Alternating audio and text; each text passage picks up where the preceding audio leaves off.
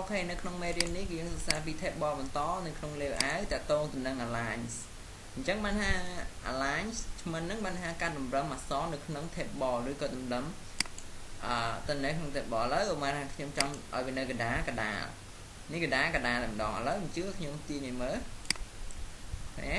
កណ្ដាលឥឡូវនេះអីគេនេះឃើញនៅជ្រុងហ្នឹងណានេះកណ្ដាលខាងឆ្វេងនេះកណ្ដាលខាងស្ដាំនេះកណ្ដាលនេះខាងលើផុតកណ្ដាលខាងលើណាវាមានចឹងឬក៏ម្យ៉ាងទៀត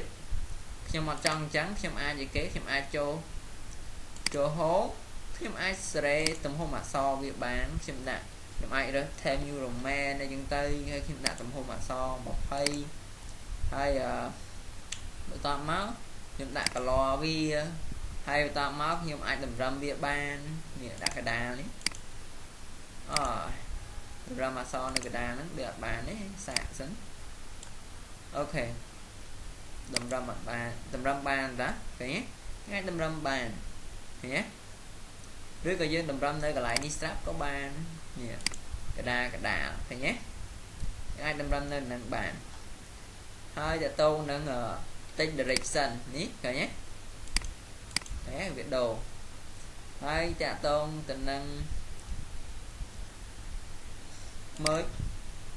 យើងចង់អីមិនបាច់មើលទេតកតងនឹង cell margin មិនបាច់ដាក់ទេ cell margin ឥឡូវខ្ញុំដាក់ left 19បាទឥឡូវខ្ញុំដាក់ត្រឹម12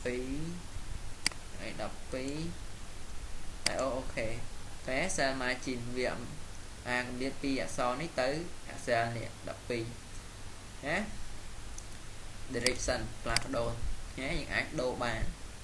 ណាតាម style យើងចង់បានគេអញ្ចឹងរបៀប align ឈ្មោះនៅក្នុង table ត្រូវបានបញ្ចប់ត្រឹមនេះ